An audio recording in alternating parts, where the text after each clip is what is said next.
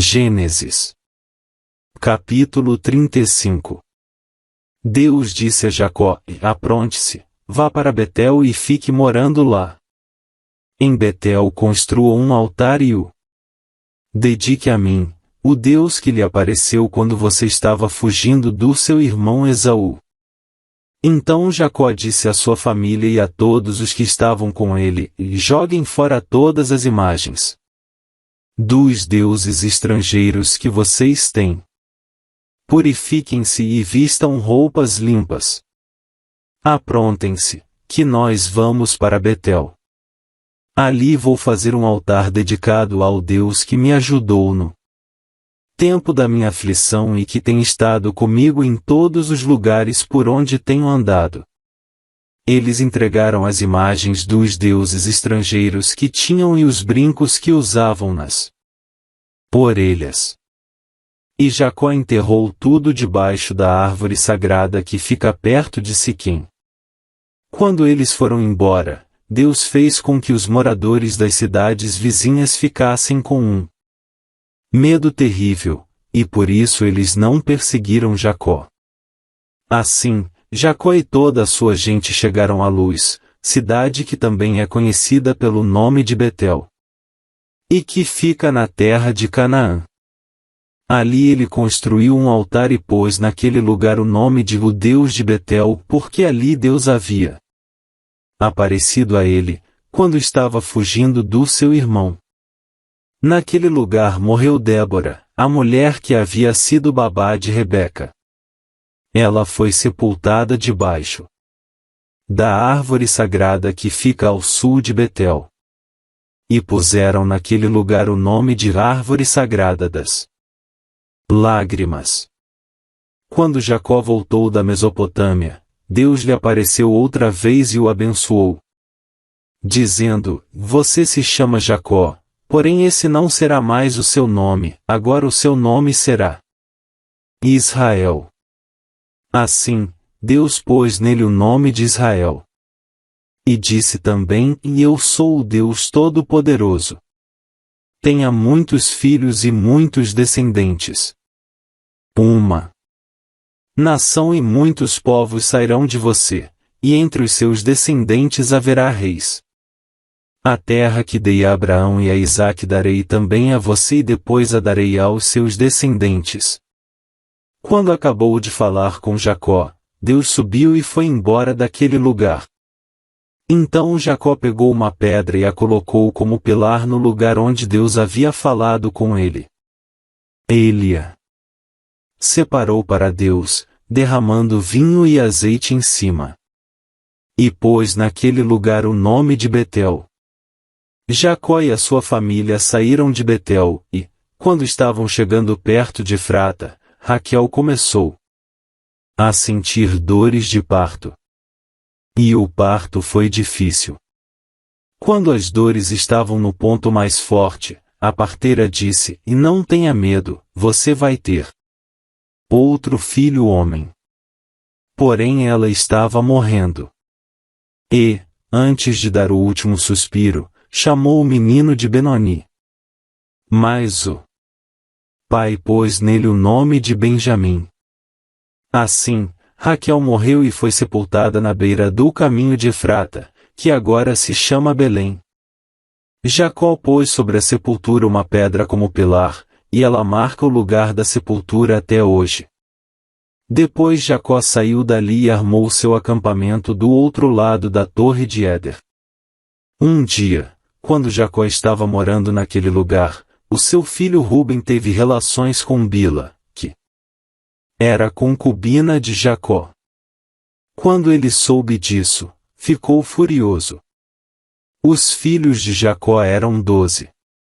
Os que teve com Leia foram Ruben, o filho mais velho de Jacó, Simeão, Levi, Judá, Issacar e Zebulon. Com Raquel ele teve José e Benjamim.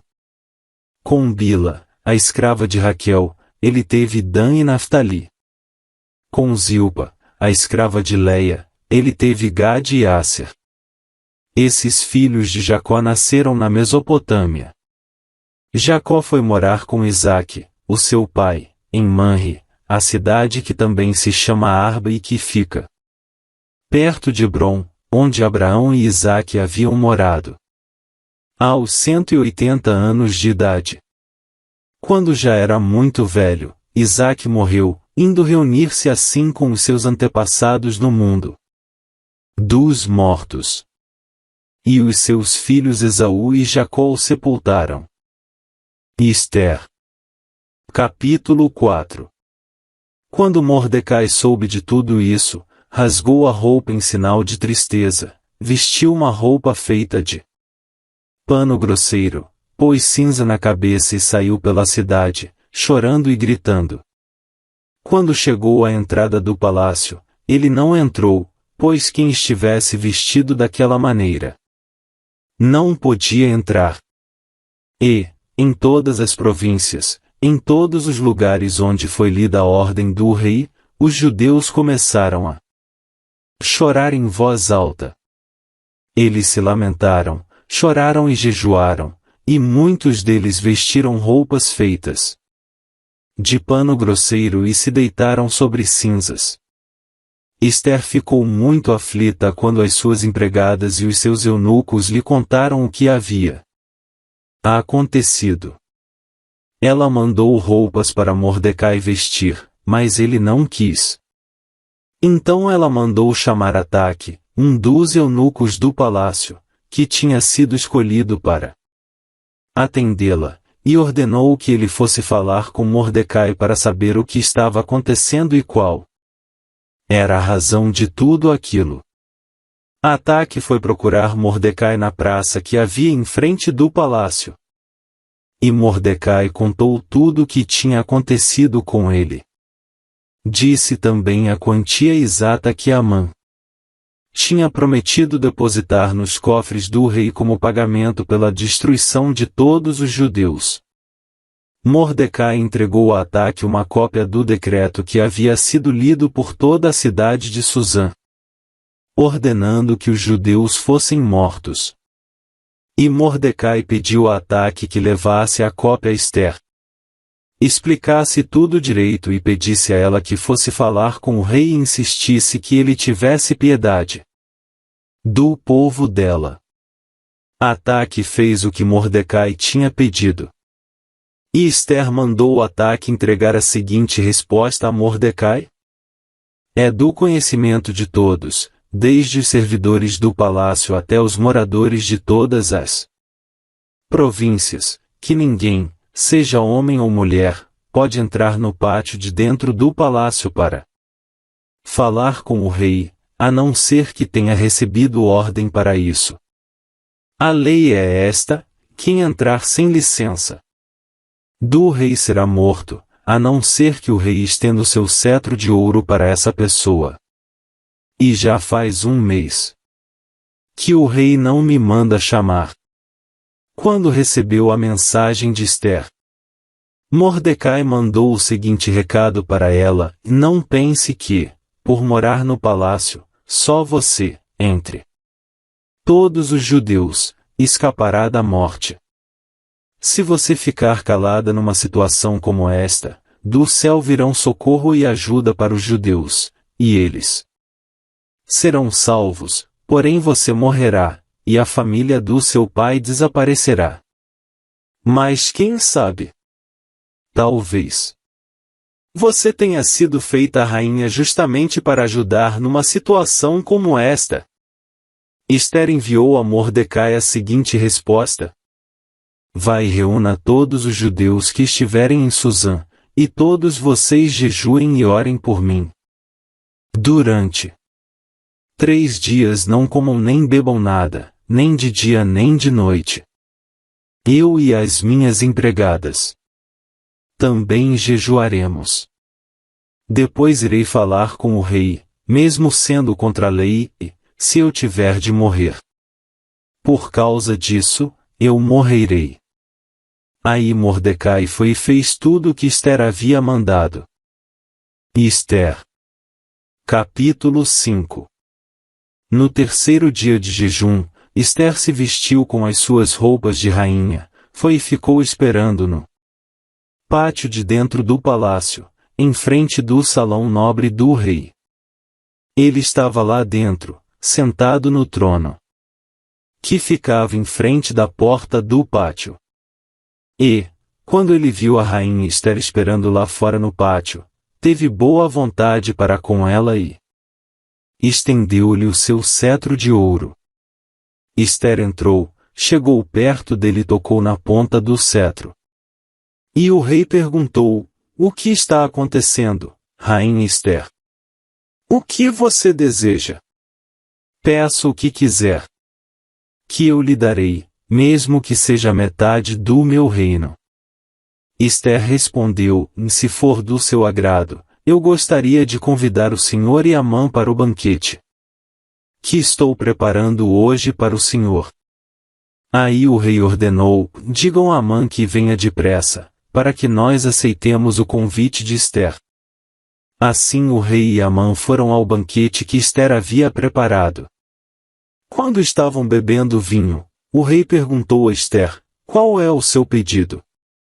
Peça o que quiser, que eu lhe darei, mesmo que seja metade do meu reino.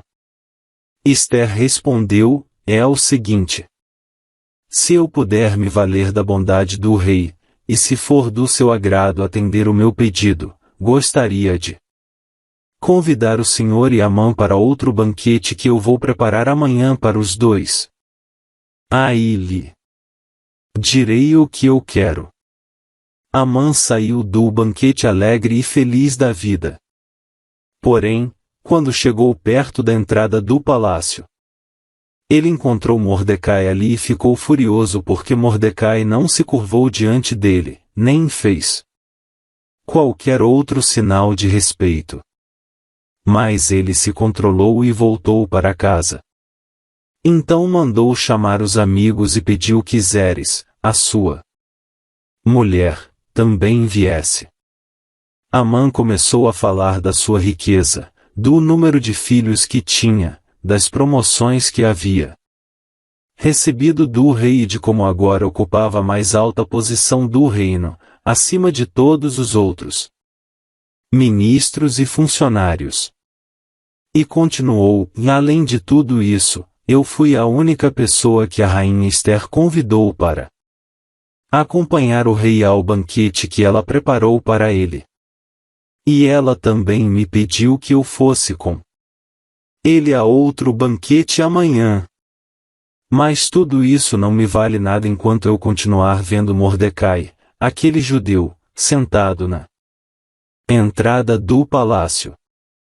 Aí a mulher dele e todos os amigos deram a seguinte sugestão: e mande fazer uma forca de uns 20 metros de altura e amanhã de manhã peça ao rei que mande enforcar Mordecai. Então você poderá ir feliz com o rei ao banquete. Amã gostou da ideia e mandou construir a forca. Marcos. Capítulo 5. Jesus e os discípulos chegaram à região de Gerasa, no lado leste do lago da Galileia. Assim que Jesus saiu do barco, foi encontrar-se com ele um homem que estava dominado por um espírito mau. O homem vinha do cemitério, onde estava morando. Ninguém conseguia prendê-lo, nem mesmo usando correntes. Muitas vezes já tinham amarrado as suas mãos e os seus pés com correntes de ferro, mas ele quebrava tudo, e ninguém conseguia dominá-lo. Passava os dias e as noites nos montes e entre os túmulos, gritando e se ferindo de propósito com pedras. Ele viu Jesus de longe, correu, caiu de joelhos diante dele e gritou: Jesus, Filho do Deus Altíssimo, o que o Senhor quer de mim? Em nome de Deus eu peço, e não me castigue. Ele disse isso porque Jesus havia mandado: e espírito mau, saia desse homem. Jesus perguntou: como é que você se chama? Ele respondeu: o meu nome é Multidão. Porque somos muitos. E pedia com muita insistência a Jesus que não expulsasse os espíritos maus para fora daquela região. Acontece que num morro perto dali havia muitos porcos comendo.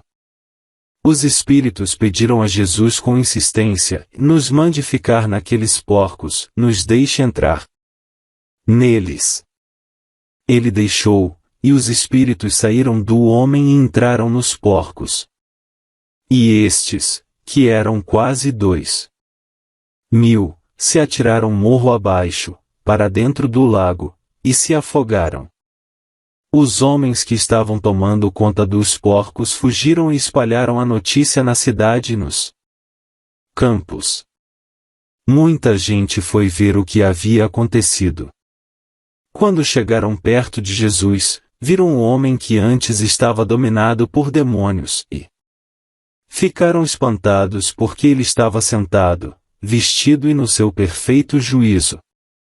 Os que tinham visto tudo aquilo lhes contaram o que havia acontecido com o homem e com os porcos. Então começaram a pedir com insistência a Jesus que saísse da terra deles.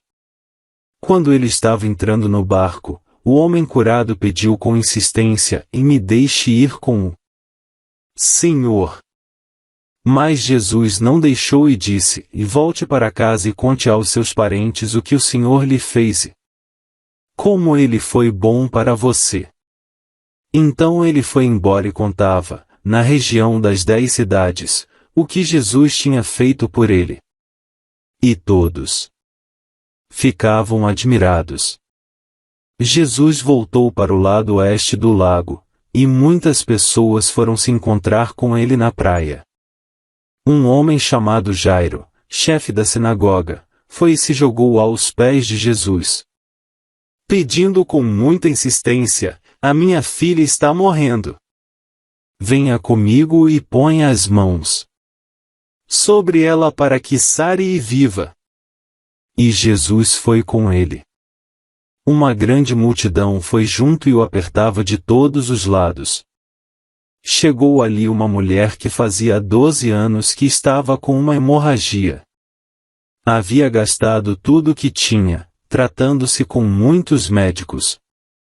Estes a fizeram sofrer muito, mas, em vez de melhorar, ela havia piorado cada vez mais. Ela havia escutado falar de Jesus, então entrou no meio da multidão e, chegando por trás dele, tocou na sua capa. Pois pensava assim: se eu apenas tocar na capa dele, ficarei curada. Logo o sangue parou de escorrer, e ela teve certeza de que estava curada. No mesmo instante Jesus sentiu que dele havia saído poder. Então virou-se no meio da multidão e perguntou: quem foi que tocou na minha capa? Os discípulos responderam: o Senhor está vendo como esta gente o está apertando de todos os lados e ainda pergunta isso? Mas Jesus ficou olhando em volta para ver quem tinha feito aquilo. Então a mulher, sabendo o que lhe havia acontecido, atirou-se aos pés dele, tremendo de medo, e contou tudo.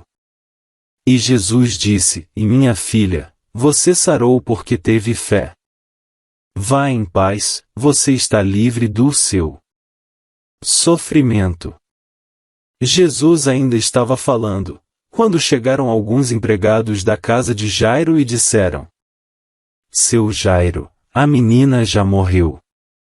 Não aborreça mais o mestre. Mas Jesus não se importou com a notícia e disse a Jairo: não tenha medo, tenha fé. Jesus deixou que fossem com ele Pedro e os irmãos Tiago e João, e ninguém mais.